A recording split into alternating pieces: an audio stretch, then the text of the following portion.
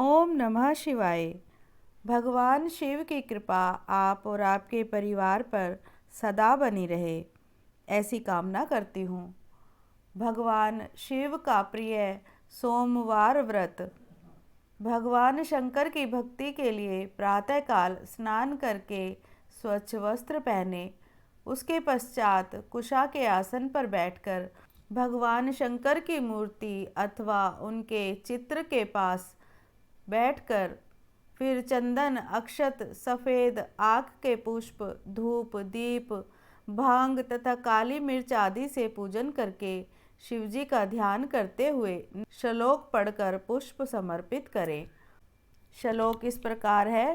कर्पूर गौरम करुणावतारम संसार सारम भुजगेंद्रहारम सदा वसंतम हृदयारविंदे भवं भवानी सहितं नमामि, भवं भवानी सहितं नमामि।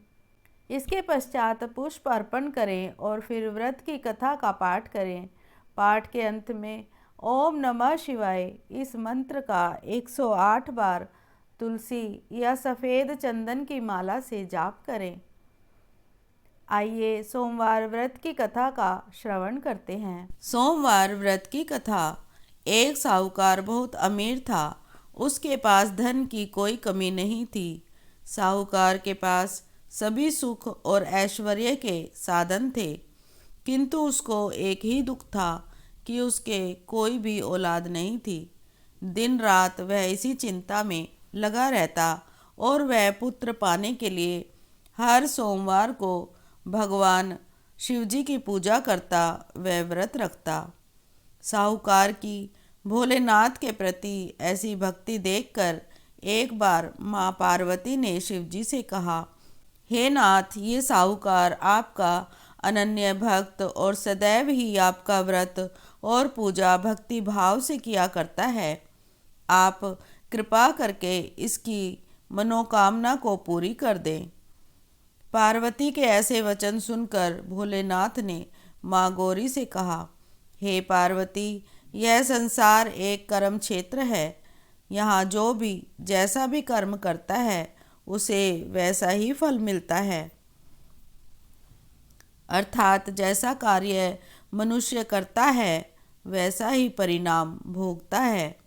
किंतु माता पार्वती आग्रह पूर्वक बोली, हे महादेव, यह आपका अनन्य भक्त है। यदि इसको कोई भी दुख है तो आपको उसे पूरा करना चाहिए। यदि आप अपने भक्तों की मनोकामनाएं पूरी नहीं करेंगे तो क्यों मनुष्य आपकी भक्ति, सेवा व पूजा करेगा। पार्वती जी के इस आग्रह को सुनकर शिवजी ने कहा, हे शिवे, इस साहूकार के कोई पुत्र नहीं है। इसी कारण यह दिन रात चिंतित व दुखी रहता है। इसके भाग्य में संतान न होने पर भी मैं इसे पुत्र प्राप्ति के लिए वरदान देता हूँ, किंतु इसका पुत्र केवल 12 वर्षों तक ही जीवित रह सकता है। इसके बाद वह मर जाएगा। इससे अधिक मैं इस साहूकार के लिए कुछ नहीं कर सकता। यह सब बातें साहूकार सुन रहा था। उसे यह सारी बातें सुनकर ना कोई खुशी हुई, ना ही कोई दुख। वह पूर्ववत शिवजी की पूजा व व्रत करता रहा।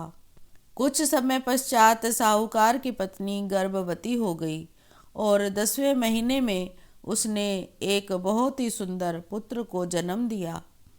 साहूकार के घर में बहुत खुशियां मनाई गई, किंतु साहूकार ने अपने पुत्र की 12 वर्ष की उम्र जानकर कोई खुशी प्रकट नहीं की। इस संबंध में किसी को कोई भेद भी नहीं बताया। वह बालक धीरे धीरे बड़ा होने लगा। जब वह बालक 11 साल का हो गया तो बालक की माता ने साहूकार से उसके विवाह के लिए कहा, किंतु साहूकार ने कहा, मैं इसे काशी जी पढ़ने भेजूंगा। साहूकार ने अपने साले को बुलाकर कहा कि तुम इस बालक को काशी पढ़ाने के लिए ले जाओ और इसे विधिवत शिक्षा ग्रहण कराओ। साहूकार ने बहुत सा धन देकर कहा कि रास्ते में जहाँ कहीं भी ठहरो वहाँ यज्ञ और ब्राह्मणों को भोजन कराते जाना। इस प्रकार वह दोनों मामा भांजे रास्ते में यज्ञ करते, दान देते और ब्राह्मणों को भोजन कराते जा रहे थे। रास्ते में एक शहर पड़ा। उस शहर में राजा की कन्या का विवाह था। एक अन्य राजा का लड़का बारात लेकर आया था, लेकिन वह एक आंख से काना था। लड़के के पिता को इस बात की चिंता थी कि वर को देखकर कन्या के माता पिता विवाह में किसी प्रकार की अड़चन न डालें। इसी कारण जब उन्होंने साहूकार के अति सुंदर बेटे को देखा तो मन में विचार आया कि क्यों न इस लड़के से विवाह का कार्य पूर्ण करा लिया जाए। यह विचार कर उसने लड़के और उसके मामा से कहा कि यदि आप फेरे व कन्यादान का कार्य पूर्ण करा देंगे तो आपकी बड़ी कृपा होगी और हम आपको बहुत सारा धन भी देंगे। साहूकार के लड़के और उसके मामा ने इस बात को स्वीकार कर लिया। विवाह का काम भली प्रकार से पूरा हो गया। जब वह लड़का जाने लगा तो उसने चुपके से राजकुमारी की चुनरी पर लिख दिया कि तेरा विवाह मेरे साथ हुआ है, लेकिन जिसके साथ तुम्हें भेजा जाएगा वह एक आंख से काना है। मैं काशी जी को पढ़ने जा रहा हूँ। राजकुमारी ने जब यह इस प्रकार लिखा पाया तो उसने राजकुमार के साथ जाने से इनकार कर दिया और कहा कि यह मेरा पति नहीं है। मेरा विवाह जिसके साथ हुआ है वह काशी जी गया है। राजकुमारी के पिता ने यह सब सुना तो उसने अपनी कन्या को विदा करने से इनकार कर दिया। बारात वापस चली गई। उधर साहूकार का लड़का और उसका मामा काशी जी पहुँचे, जहाँ लड़के ने पढ़ना शुरू किया तथा अपना अतिरिक्त समय मामा भांजा यज्ञ, दान आदि में व्यतीत करने लगे।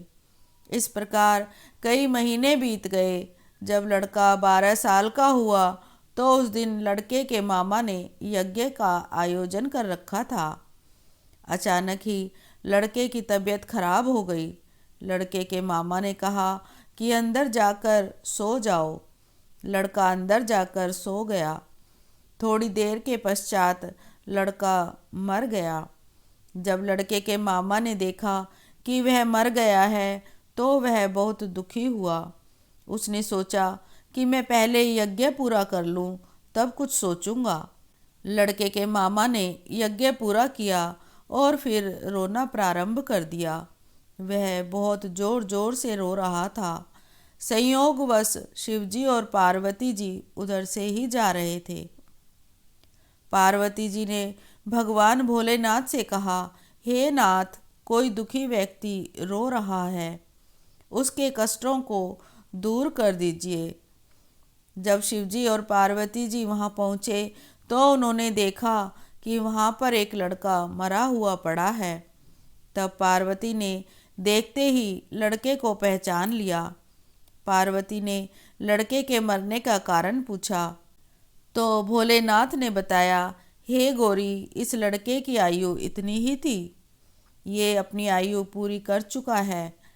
तब पार्वती ने विनम्रता पूर्वक कहा, महाराज, कृपा करके आप इस लड़के को जीवित कर दीजिए, नहीं तो इसके माता पिता इसके वियोग में तड़प तड़प कर अपनी जान दे देंगे। माता पार्वती की बात सुनकर शिवजी ने लड़के को पुनः जीवित कर दिया। शिवजी की कृपा से लड़का जीवित हो गया। शिव शंकर व पार्वती जी शिव धाम को चले गए।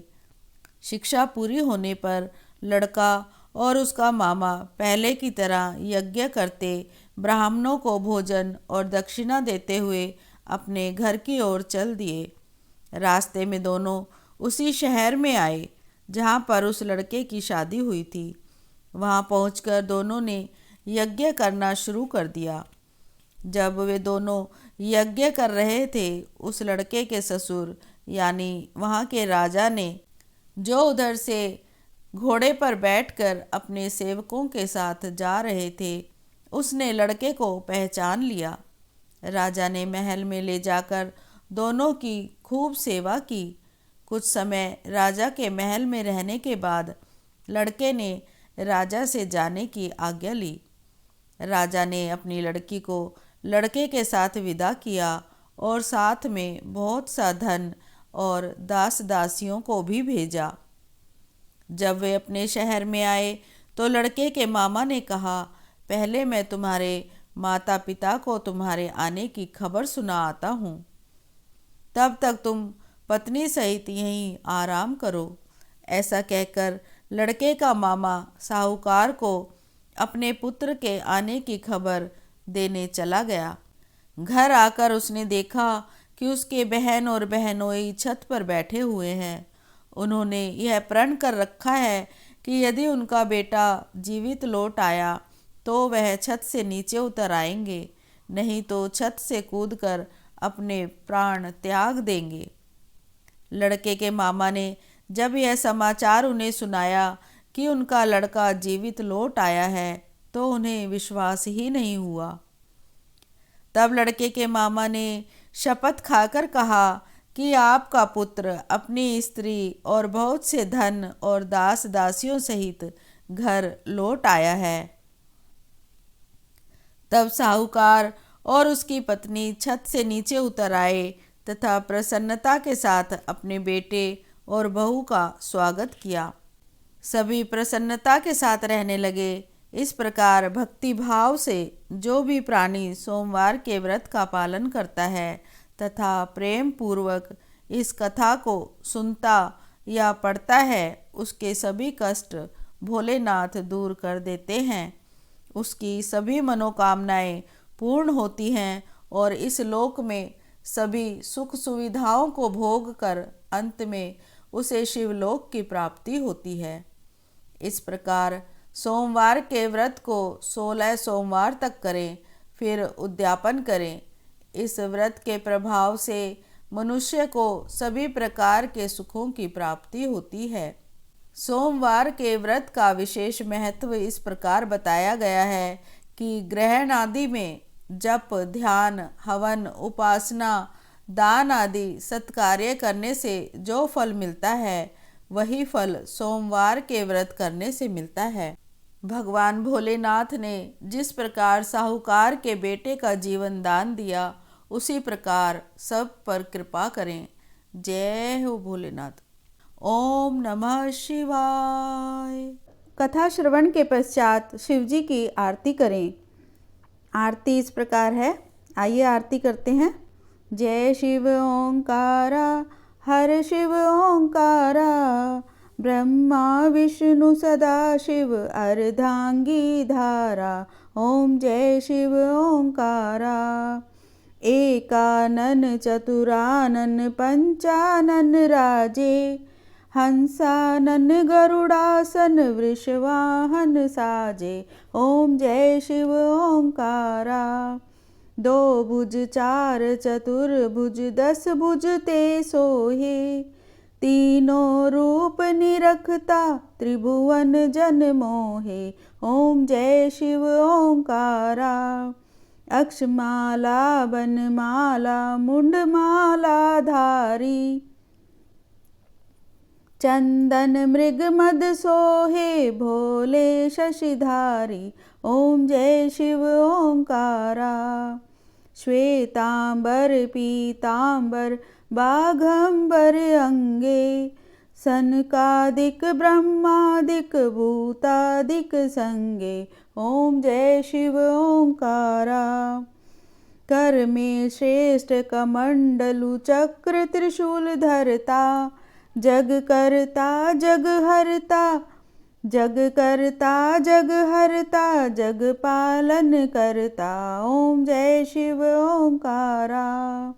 ब्रह्मा विष्णु सदाशिव जानत अविवेका, प्रणवाक्षर के मध्य ये तीनों एका। ओम जय शिव ओंकारा। त्रिगुण स्वामी जी की आरती, त्रिगुण शिव जी की आरती जो कोई नर गावे। कहत शिवानंद स्वामी कहत हरिहर स्वामी, मन वांछित फल पावे। ओम जय शिव ओंकारा। ओम नमः शिवाय।